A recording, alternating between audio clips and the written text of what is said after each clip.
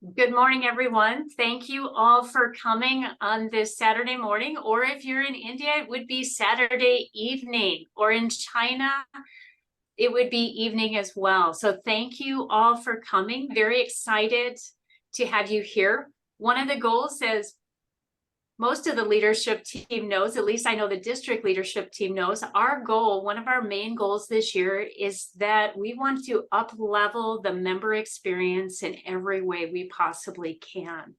And with that, we want to try to do things that add value to the member in a greater way, where they can see that the value that Toastmaster brings can be applied to every arena of their life, and that it really is a difference maker. So that's why this series was called the Empowering Excellence series. And I'm excited to have our keynote presenter here today, as that he is a gentleman that I've observed from afar for my first 2 years in Toastmasters.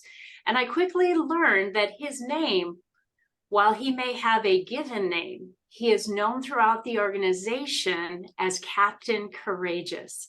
He is very dearly loved and respected and honored in the Toastmasters organization.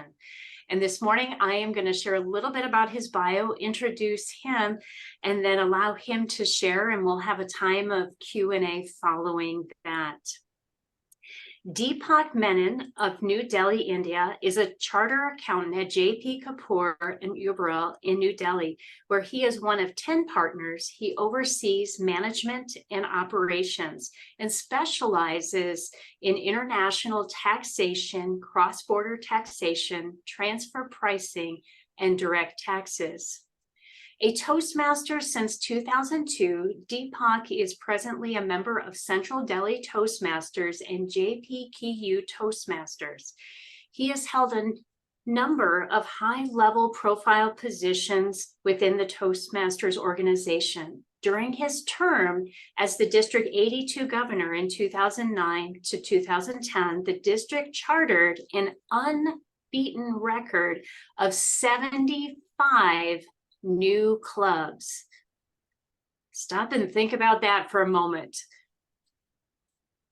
And attained the #1 position in the world as President's Distinguished District. Deepak served as the Region 13 advisor in 2011 to 2012, as the International Director from 2013 to 2015. He was elected as the second vice president in August of 2016 and went on to lead the Toastmasters International organization as its international president 2019-2020. Deepak served as the chief coordinator for the Toastmasters Youth Leadership Program in collaboration with the American Center in New Delhi, and helped build communication and leadership skills for approximately 700 underprivileged children in 6 cities in India. He is quoted as saying, "Toastmasters has taught me skills that no school, college, university can teach." He says, "It has helped me evolve from being a lone player to being a team player, from being led to being a leader, from being the problem to being the solution." Please welcome with me Distinguished Toastmaster, past International President, Deepak Menon. But I don't want to be a leader. But I don't want to be a leader. Distinguished Toastmaster, past International President, Deepak Menon. Thank you, Madam District Director. Thank you, everybody. Very good morning to all of you, except the lady from China. Good evening to you. Thank you all for this very warm welcome that you've given me. I'm very excited to be here with you, speaking to you today. So why did I choose this title? But I don't want to be a leader. And the reason is that I never did want to be a leader in Toastmasters. I joined Toastmasters in 2002. And when I joined Toastmasters, I joined because I had discovered that I was afraid of speaking before an audience. until I came to a meeting of Toastmasters, I never even realized that I was scared of speaking before an audience. And it was only in a table topics session in that meeting, when I was called upon to speak for the first time, that it became very apparent that I needed to join Toastmasters to enhance my confidence, to ensure that I became a better communicator. And so that was my goal all the while. Now, let me tell you about the club that I joined. This club was the Toastmasters Club of New Delhi. At that time, the only club in the city of New Delhi. And of course, one of 5 clubs in India. Do you know how many clubs there are in India right now? Well, there are more than 1,000 clubs in India. But in 2002, there were only 5 clubs in India.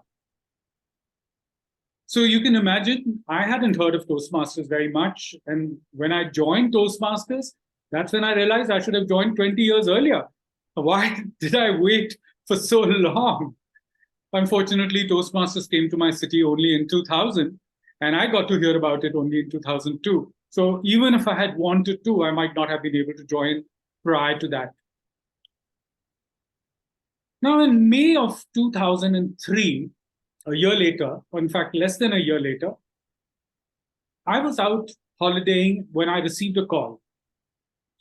And this call was from Tara Pillai, a member of my club. And she said, "Hey, Deepak, I'm a member of the club leadership committee, and we are presently looking to nominate members to become part of the executive committee of our club." So I said, "So what can I do about that?" She said, "Well, we've been discussing, and we wanted to know if you would be willing to serve as the president of the club." I started laughing at her. I said, "What do you mean by that? President of the Toastmasters Club of New Delhi? I'm a newbie. I know nothing about Toastmasters. I am still trying to find my feet. I'm still trying to get the confidence that I need to be able to speak. How do you think I can serve as a president?" She said, "We've discussed, and we feel that you will be the right person for this role. So what do you say? Can we nominate you for the role of the president?" I told her, "Look, there are so many more senior members in the club. Why don't you select one of those people? There are so many people who are serving on the executive committee right now. Any one of them can be the president. I've not held any role on the EC at all. How do you think I can just, from being a new member, to be the president straight off?"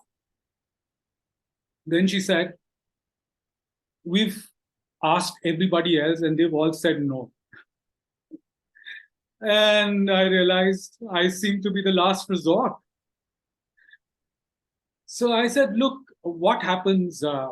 Suppose you do nominate me, then what's going to be the next step?" So she said, "Well, you know what? In June, the first week of June, we're going to be having elections. And at the elections, there may be other candidates who may come up. And then if there is an election, you may win or you may not win." I said, "Okay, fine, go ahead and nominate me." Because I was certain that on election day, there would be plenty of people who would be willing to step up to serve as the president of the club, because I was such a newbie, nobody knew me very well, and I was sure that they wouldn't want me to serve as the president. But alas, on election day, nobody stepped up. And lo and behold, there I was, the most unwilling member, becoming the president of the Toastmasters Club of New Delhi. Now you know why I was saying I did not want to be a leader. Now, a little bit again about this club, the Toastmasters Club of New Delhi.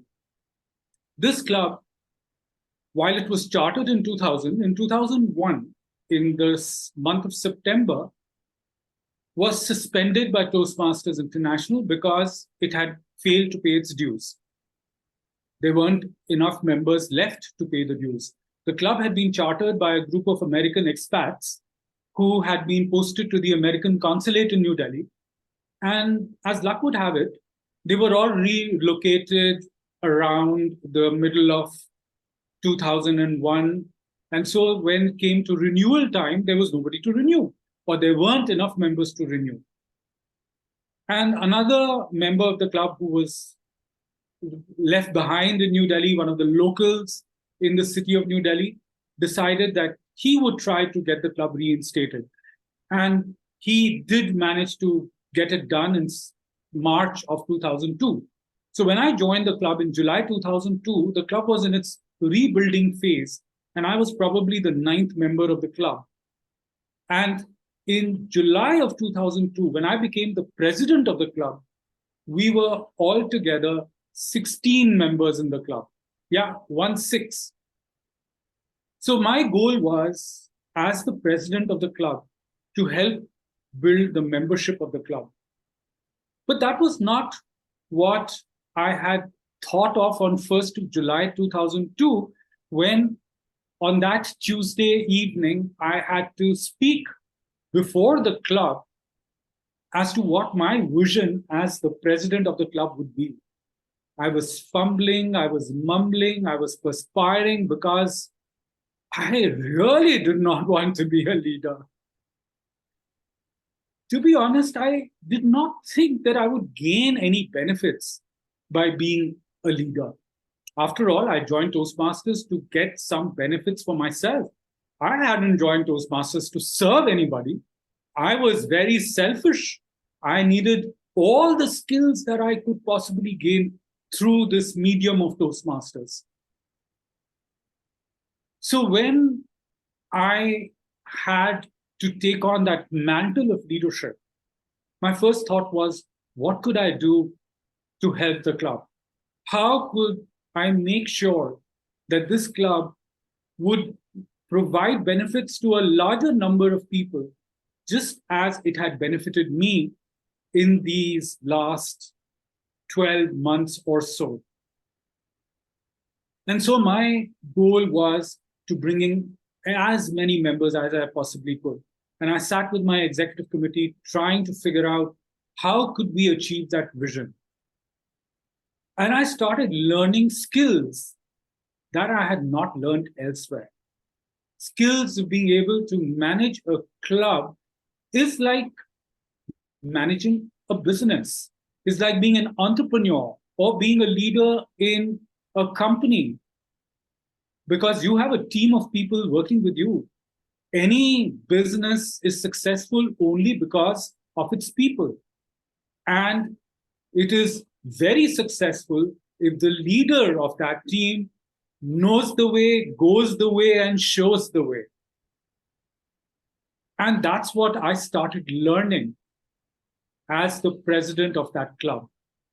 I started understanding how important it was to set a vision, to identify a plan that would help in achieving that vision, and getting people together to be able to convince them that that vision was worth following.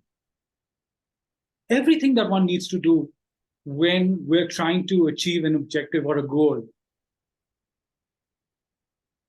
When we started thinking about what is it that we could do to attract new members into our club, into the fold, our first challenge was, how do we ensure that the city of New Delhi gets to know what is Toastmasters? Because truly, if you had gone around in the city at that time and spoken of Toastmasters, they would have either asked you, is this got something to do with drinking? Or they would have asked you, is this something to do with bread and butter? Nobody would have thought about communications or public speaking or leadership development. So that was one of our biggest challenges. How could we get the message out? Now remember, 2002, 2003, we didn't have social media, we didn't have Facebook, we didn't have WhatsApp, we didn't have Instagram. We had to rely on text messages, emails, and media, and the media being press and television and radio. So the best way to get the message across that we existed was through the press, newspapers, magazines. But how could we attract the journalists to start writing about us? Now, you know what? As they say that when you want something with the deepest, most core of your heart, the universe conspires to help you achieve that. That's what was said by Paulo Coelho. And as luck would have it, in our club joined a corporate communications head of a media company. And she happened to have a lot of contacts in the press. And she told us, look, you organize a special event, and I will guarantee that I will get some journalists to cover that event. And we'll get written about. So now our executive committee started thinking about what could be that special event? How could we plan a special event? And one of our members was going to be achieving the competent Toastmaster qualification. Later on, they were called competent communicators, but at that time, they were called CTMs, competent Toastmasters. And the first member of our club to have ever achieved that qualification was coming up. And therefore, we said, okay, let's do a special event around this significant milestone in our club's journey and in the journey of that member. And we decided that we try and invite all our friends and relatives. And sure enough, we were able to get about 100 people in a special venue, and we got the press to cover it. And we started getting written about in the media, in newspapers, in magazines. And then people started coming in through the doors. And we became known as an organization that helped people enhance their communication skills and leadership skills. By the 30th of June, 2004, when I ended my term as the president, we had 45 members in the club. So from 16 members, we've grown to 45. And then there was really no looking back, because that club continued to grow. And it, in fact, reformed multiple times. From that club emerged 8 more clubs. From that club emerged what are now today 5 districts. That club became the mother club of 5 districts.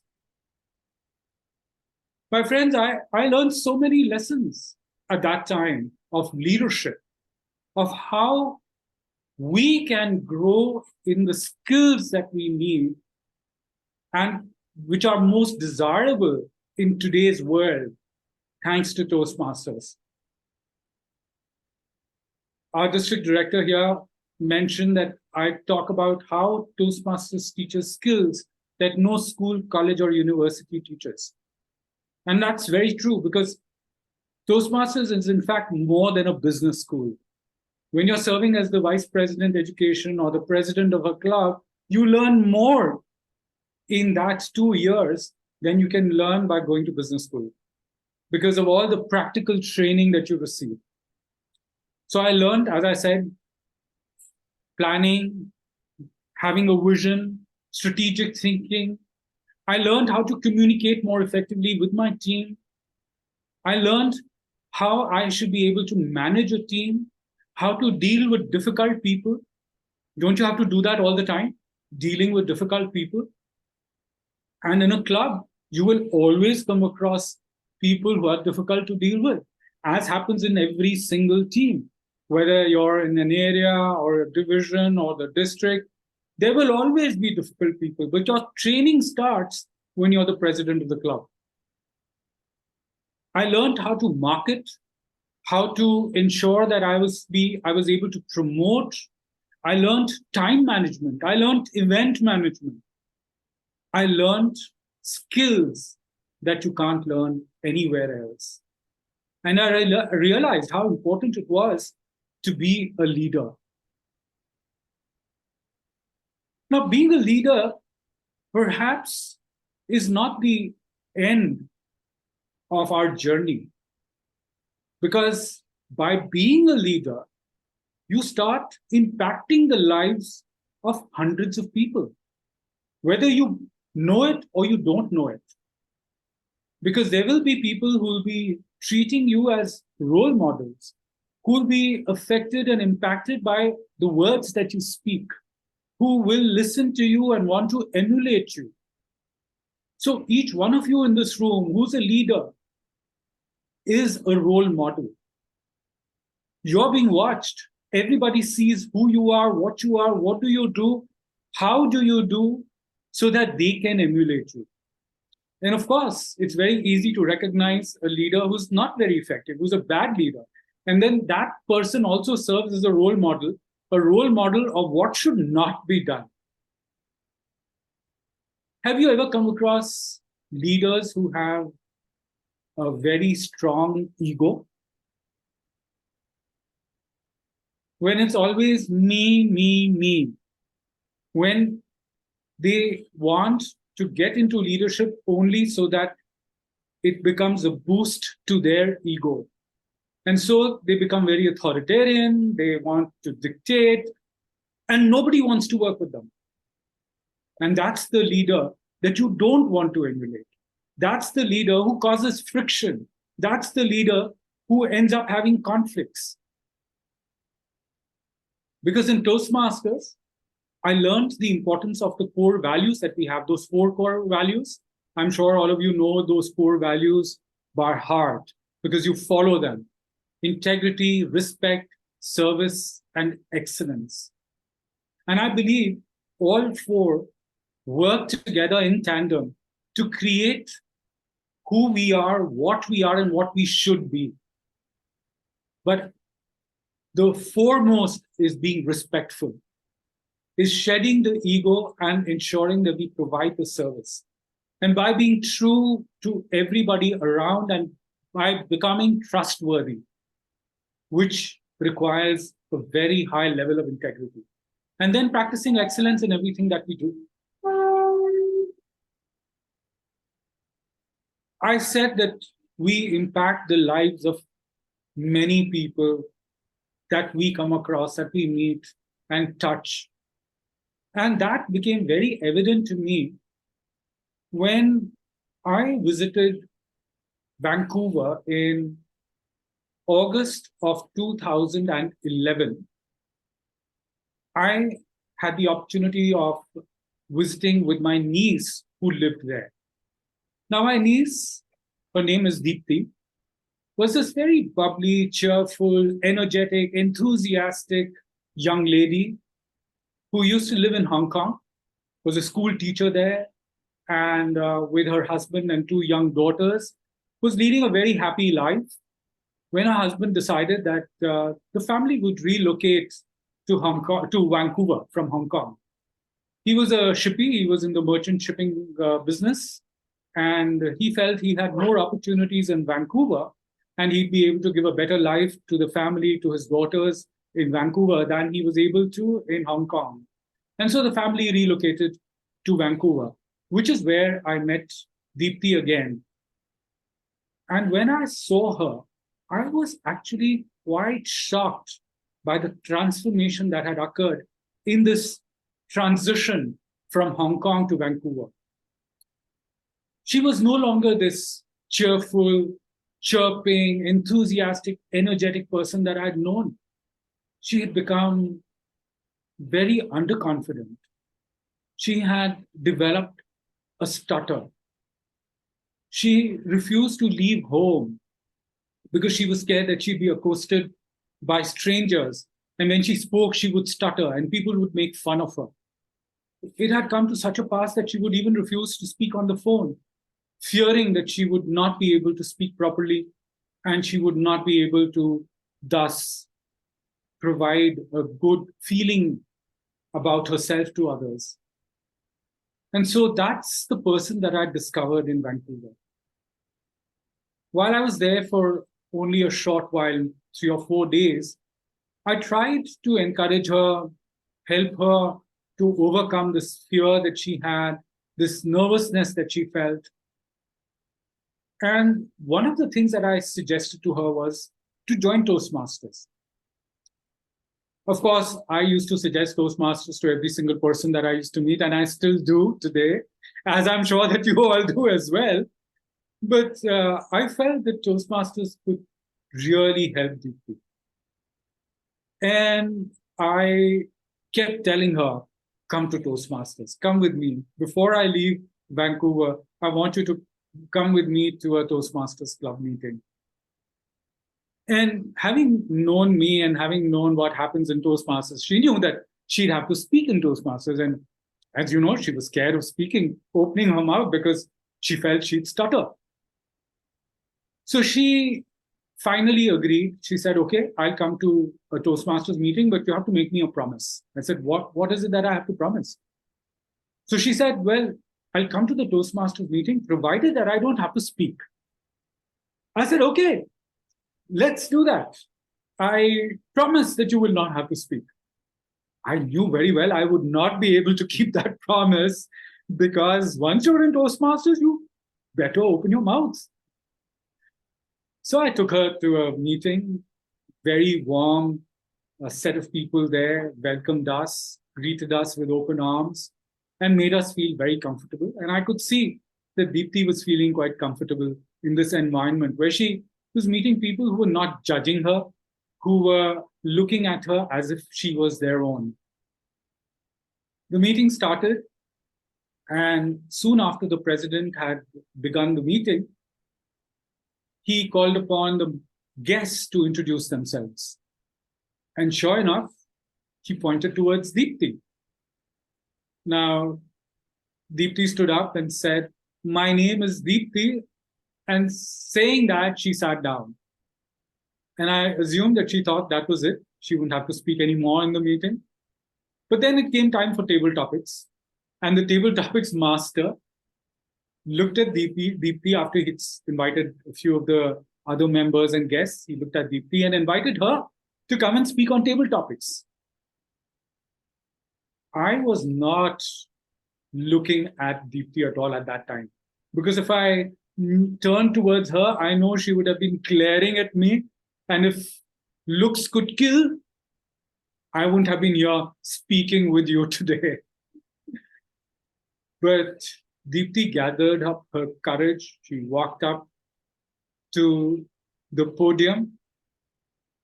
A question was posed to her, and she spoke. She spoke with a stutter, but she spoke for more than the minute that was allocated to her. And she came back with the audience, giving her a big round of applause. And she sat down. And I still was quite nervous looking at her, because I knew she was still very annoyed with me. But at the end of the meeting, when the best speakers of the day were announced, it was Deepti who was the best table topic speaker. If you had looked at Deepti at that time, you would have seen such a big smile on her face. And she joined Toastmasters. A year later, I was back in Vancouver, and I saw another transformation. Toastmasters had indeed done its magic on Deepti. She had almost lost that stutter. She'd again become this very confident, cheerful, cheery, enthusiastic, energetic person that she had always been. She had got a new job as a teacher in Vancouver. And my friends, today you'll be proud to know that she's rated as one of the best teachers of her school. She recently had to do a 7-minute talk in front of hundreds of teachers, students, and parents. And she sent me a recording of that speech. She was able to make the audience laugh. She was able to make them cry. She was able to move them with the passion of her speech. I was very proud of her. I'm sure, my friends, you've got many such stories to tell about the impact that Toastmasters has had on the lives of the people, and especially the people that you have touched. Because that's the magic of Toastmasters, my friends. That's what happens when Toastmasters impacts the lives of people. It changes our lives in ways that we can't even fathom. Each one of our journeys is different. Each one of our journeys is unique. But I can guarantee that each one of you has gained and improved over the time, over the years, over the decades that you've been members of Toastmasters. And that's why we are all Toastmasters for life, aren't we? So friends, I'd like to leave you with how you can thrive as leaders. Thrive is an acronym. T is for tenacity. Become tenacious. Be as persevering as you possibly can.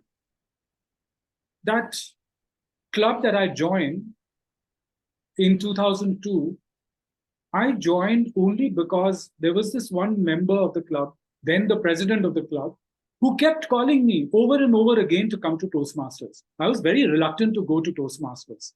I didn't want to go because I'd heard that it was to help improve communication skills, and I thought I knew everything. I knew all about speaking well. Of course, I didn't know at that time that I had a lack of confidence in addressing an audience. So I was not willing to go. But for the tenaciousness that this individual showed. So if I hadn't gone to that first meeting of Toastmasters, I wouldn't have been here before you. I wouldn't have ended up becoming the international president of the organization. Tenacity pays. Being tenacious is what we need to be as leaders. Be persevering. But at the same time, have tranquility. Remain calm, irrespective of whatever happens to you around you. Because tranquility will pay you the dividends that are so much required. If you become agitated, if you become anxious, you are not going to be able to serve yourself or your members. So remain tranquil in any situation. When the pandemic hit us in 2020, we had to remain calm as an organization, as the board of directors, to be able to steer the organization forward, irrespective of whatever was happening around the world. And if we had all become agitated and anxious, we wouldn't have been able to survive. We wouldn't have been able to take the decisions that were necessary to take this organization forward. So remain tranquil. Another T, teamwork. Ensure that you have a team of people who are willing to do anything for you. But for that, you need to get to know the people you are serving and you're serving with. So get to know them, build relationships with the team that you have. Treat everybody as equals. You are not more than them because you're one of them. H stands for being humane, being empathetic. Because it's only by being empathetic, by having compassion, can we be true leaders. Because everybody's story is like our story. Everybody goes through challenges. And so having an understanding of what they're going through helps us in building bonds. R is for resilience. We've learned to be resilient, haven't we? Toastmasters teaches us to be resilient, to bounce back up from failures. Toastmasters is such a wonderful place because it's a place where we can afford to fail. Because nobody judges us. Everybody is supportive. And they will lift us back up so that we become more and more resilient, willing to face challenges, willing to face failure, and still be willing to learn. I remember this time when a member of my club received a terrible evaluation. It was as if that she had done nothing right in her speech. And she was in tears, wanting to leave Toastmasters. But then she was encouraged by members to go and repeat that speech elsewhere in another club. And she received such positive feedback that she built her resilience. She was able to bounce back from that failure.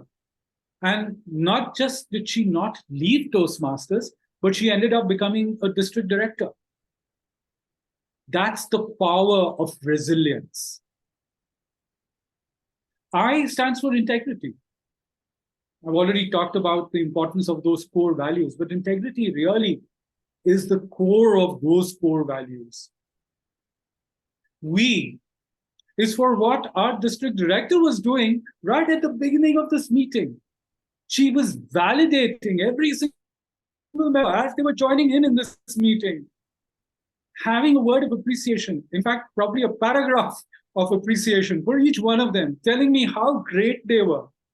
There was so much of appreciation going around that I'm sure that every single member who joined at that time was feeling so validated to be a part of that team.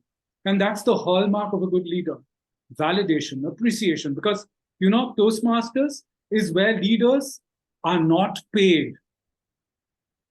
Toastmasters is where leaders are appreciated. And E of Thrive stands for endurance. It's about building your endurance, ensuring that you have the energy to be able to serve the people that you need to. So look after yourself, look after your needs as well, because your needs also need to take priority. All of this you can do if you manage your time effectively. Some people say, especially the leaders in Toastmasters, we don't have time. We're working so hard in Toastmasters. It's a full-time job. Yes, indeed, it's a full-time job, but you can still manage your time. Find the ways that you can manage your time effectively by perhaps having buckets of time, scheduling what you can do or what you should be doing at particular times during the day and not doing anything else at that time. So if you were to discipline yourself, you can be successful. You can thrive in Toastmasters. So ladies and gentlemen, fellow Toastmasters and leaders, next time when you hear somebody say, "But I don't want to be a leader," you know what to tell them about how they can thrive by being leaders in this organization. Madam District Director.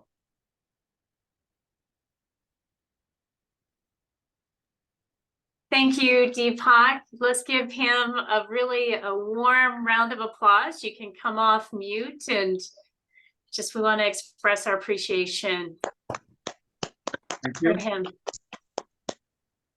Thank you very much. Deepak, did you want to answer any questions from the audience? I shall be happy to answer any questions you have. So does someone have a question for Deepak?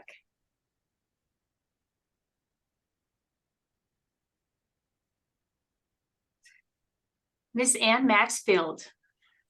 Thank you, Deepak, for such a stirring speech. It was really wonderful. I cannot tell you how much I needed this, because I've had some real setbacks in some leadership roles at church. I am going to use so much of what you said, not just in Toastmasters, but also in my church work. And my question is simple. May I borrow your Thrive for one of my speeches in my club?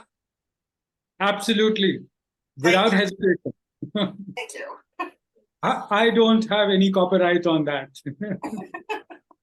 Thank you. You're welcome. And I wish you all the best. I hope that you're able to do well, whether it is in your church or in Toastmasters. Thrive. Thrive. Thank you.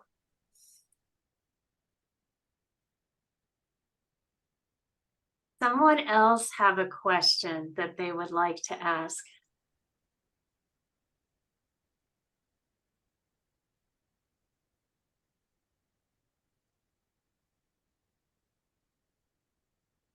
This is very unlike Toastmasters, who always are full of questions.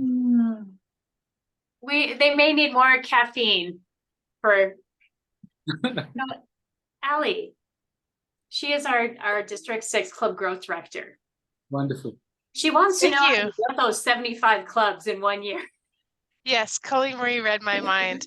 I am the club growth director, and I also kind of jumped in the deep end of Toastmasters. I joined, became an area director the first year, a district director, and then club growth director.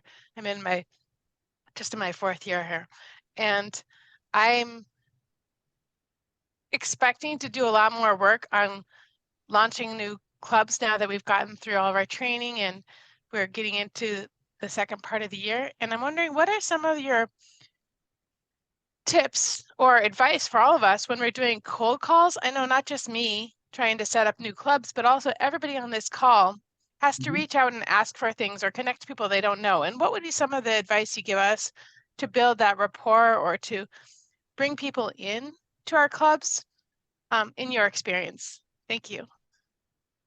Thank you very much.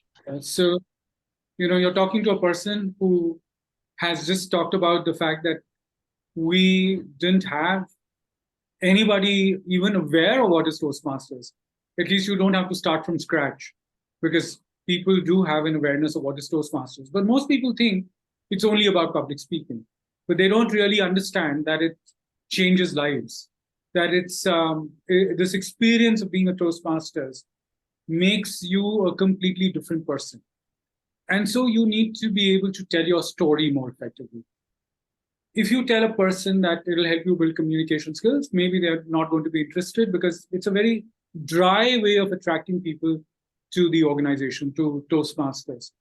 But you've got to tell them your story.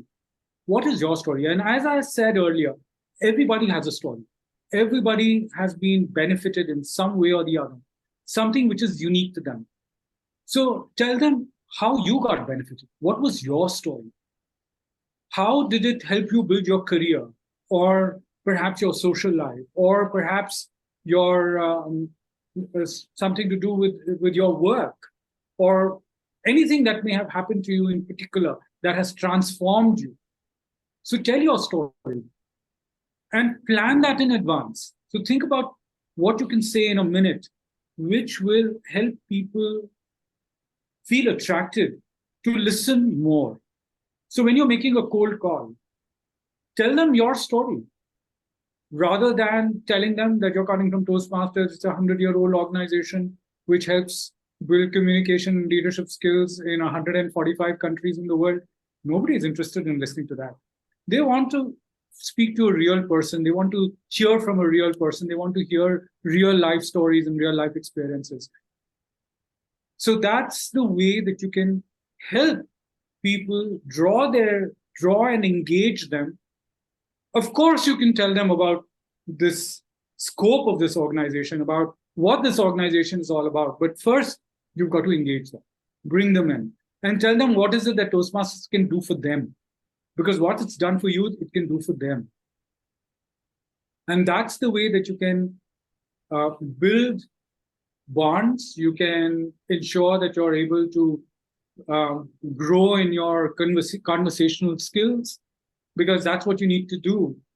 Be a good conversationalist to be able to be more effective in cold calls.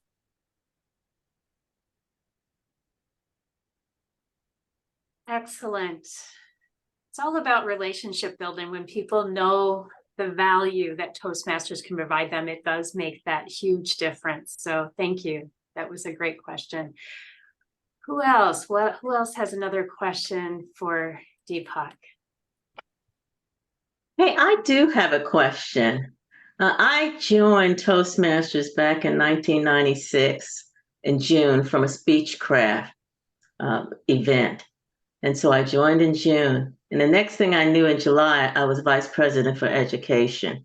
And I have been a club officer just about all my duration since being a Toastmaster. Every now and then, I have not been an officer.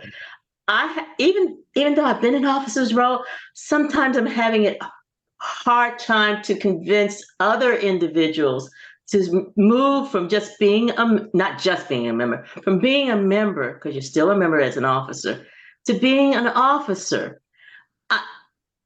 I'm not making the connection to the individual, but so I have struggles encouraging, showing individuals, and maybe it's another way. How do you can spark individuals to move even further in Toastmasters to a leadership? Because they do have the mentality, I don't want to be a leader. Exactly. That's what I was trying to do, trying to help you become aware of how you're going to be able to sell leadership to your members. Make sure that they are willing to serve by providing them the what's in it for me, WIIFM, because that's the most important aspect of Toastmasters. You see, as I said, we all join Toastmasters for very selfish reasons, because we want to improve. And there's nothing wrong with it. We do want to gain the skills that Toastmasters provides us.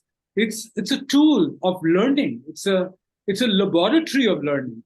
And so let them know that leadership is another aspect that they can use to learn the skills that are so vital in today's world. Because whether or not you are, say, even if you're not in employment, even at home, you need to take up leadership. Even in society, you need to be a leader. You need to be heard. Your voice needs to be heard. And as a leader, your voice is always heard. You know, when people say that as a leader, I don't get many speaking opportunities, well, actually, that's the opposite. As a leader, you get more speaking opportunities than you would if you were not serving as a leader. As a club sergeant at arms, you open the meeting every week and you get a speaking role every single week. As the president of the club, you get to speak every time, every meeting. You have to preside over the meeting. You probably have to do an inspiration in every meeting. So the speaking opportunities are immense, and you have to become more and more creative. You learn the skills of impromptu speaking that you don't accept in table topics. But by being a club officer or a leader, there are so many skills that you learn that you don't just learn by being a speaker or a role player in a club meeting. So convince them of what's in it for them and how they can benefit even more by being a leader. Thank you. Excellent question. Excellent question. Next, we have Michael Tsai. He is our past district international speech contest winner from last year. So very exciting. Wow. Thank you, Congratulations. Marie. Thank you, Deepak. Thank you for the great, inspiring speech. I do have one question. I know as a leader, there's a lot of decisions you have to make every day. So would you please share with us some daily routines that help you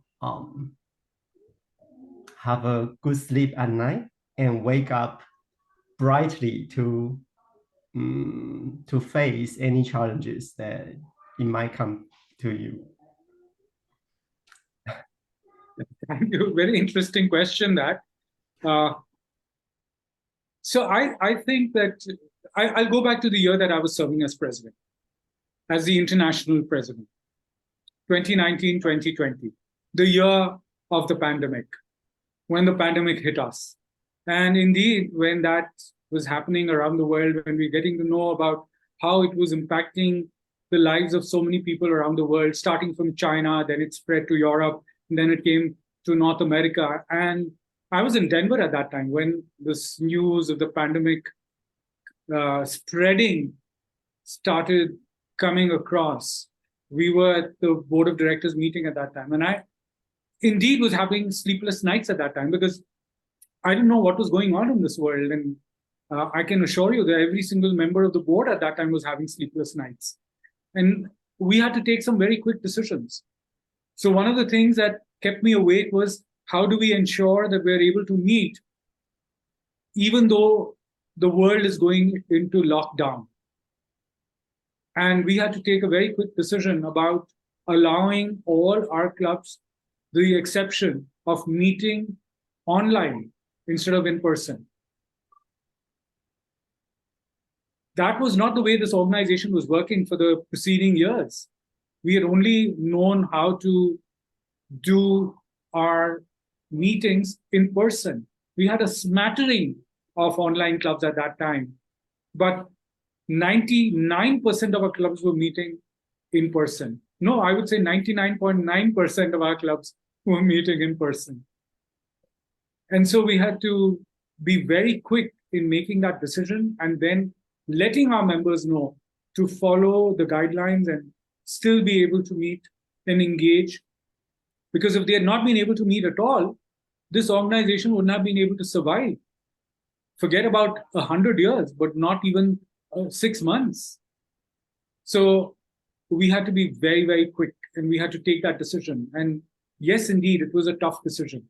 But after that decision was taken, and we gave that word out to the members of our organization, I was able to sleep comfortably because I knew that our members are creative, they are adept at quickly adapting to new things. And sure enough, they did. More than 80% of our clubs within a month went into the online mode. Of course, it took a little more time for some of our more senior members to understand how to navigate the online platforms, but they were able to do it very successfully. So yeah, that was just an example of a decision that had to be taken.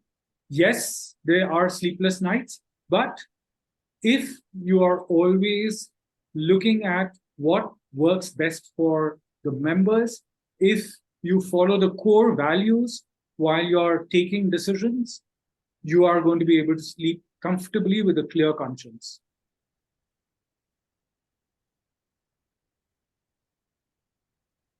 Excellent question. I try to encourage leaders that the filter of everything we do should be what is going to add the greatest possible value to our members and where we are exemplifying to the best of our ability the core values. So that appreciate that question. We have Attracta, who she is a very passionate, visionary leader that she has a question for you. Oops, and let me. Hi, Deepak. It's a pleasure to meet you. I've read about you in the Toastmaster magazine and emails going by, so it's really a pleasure to meet you. Now, my question is, because all the clubs mostly went virtual due to the pandemic, and my club, which is a corporate club, is obviously one of them. The problem we have had, because we're struggling with membership, is the connection that we've lost from having to actually speak to people. I know social media is great and all of these things, but that human connection that helps you convince somebody that this is a good thing to be in, Toastmasters is wonderful, and all the great stuff you've said, that seems to have been lost. I've tried all kinds of things. I've had, members posting their profiles on the company intranet. I've sent emails. We've tried to organize some virtual meetings where we bring out some of our best speeches so that people can actually hear how people have transformed. And it's still not working. What are we not doing? Any ideas? Because I'm running short of ideas here. Thank you. Sure. The virtual space actually provides us the opportunity of becoming even more creative than we can be in person. Yes, I completely understand. We lose that physical connection of, meeting people, of touching people, of hugging them. All you can do is give a virtual hug. So yes, indeed, that connection does seem broken. But as I said, we have the opportunity of being more creative. Think of ways in which you can perhaps have table topics that brings out the best in people to get to know people better. Perhaps plan meetings or gatherings outside of the club meeting. So have a social gathering, have a virtual social meeting, or maybe a party, online party, where everybody joins in, brings their meal along, gets a drink along, maybe a glass of wine, have some music playing, make sure that everybody's dancing, letting their hair down in effect, So you're having a good time and you're getting comfortable with the people that you meet at meetings, where you're opening yourself up to others during that meeting, because you're talking about yourselves. You've given your icebreaker speech and you're opening yourself up in that meeting and you're building bonds in that way. So when you come together outside of the club meeting in a social environment, you are still comfortable with these people. But this is one of the ways in which you can strengthen the bonds and make the connection a little deeper. So you know what, even on the board of directors, in those 3 years that we weren't able to meet in person, we used to have these social times. We used to have special meetings where we would just hang out with each other, with the fellow directors, and just talk about what's happening in our lives, what we are doing, how we are spending our time, perhaps talk about the book that we'd read, talk about a movie that we'd seen, or about a serial that we may have watched on Netflix, and just get to know each other's lives, what's happening in their lives. So I suggest maybe doing something like that, which will help in ensuring that you're redeveloping those bonds. Thank you. Mm-hmm. Excellent. Yeah, I have a club that's primarily online, and we do online holiday parties, online socials, and then also for the people that are local, we do make it a point to get together to do like potlucks now at this point. So yeah, we very much have enjoyed. So it's being creative and lose that creativity. I know you have the vision and the passion, Attracta. I know it. I think that's etched into your DNA. And one day we're going to see you in district leadership. I just believe that. So, but thank you. Do you have any other questions from anyone? I want to be mindful of the time as well. So does anyone else have any additional questions? Or if not, Deepak, do you have any closing comments? Thank you very much, Madam District Director. Thank you to the members of District 6 for having me here, for spending your Saturday morning listening to me, and for sparing your very valuable time at that. Some of you are caffeine deprived, as our District Director just mentioned, and perhaps it's time for you to get some caffeine as well. But remember that Toastmasters is a blessing in our lives. Remember that it has changed our lives in very many ways. Remember that there will be times when you're feeling a little desperate, a little anxious, a little agitated, feeling overworked, thanks to the leadership roles that you've taken on in Toastmasters. But then think of the lives of the hundreds and thousands of people that you touch directly or indirectly. And remember that what you're doing is very valuable. Thank you, Madam District Director.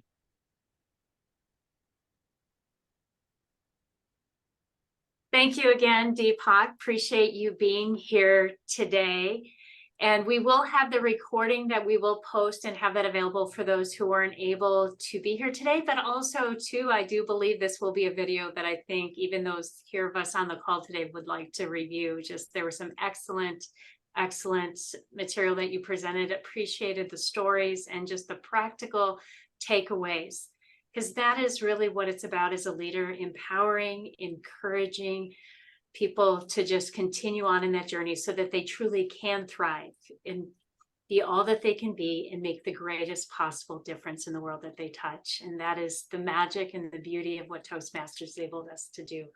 So thank you again. Thank you, everyone. We appreciate everyone being here and hope you have a great rest of your day. And for those of you it's evenings, hope you have a great rest of your evening, and there'll be more to come. Have a great day. Thank you. Thank you all. Thank you very much. Goodbye. Have a wonderful Thank you, weekend. Deepak. Goodbye. Thank you. Deepak. Bye-bye. Have a nice one.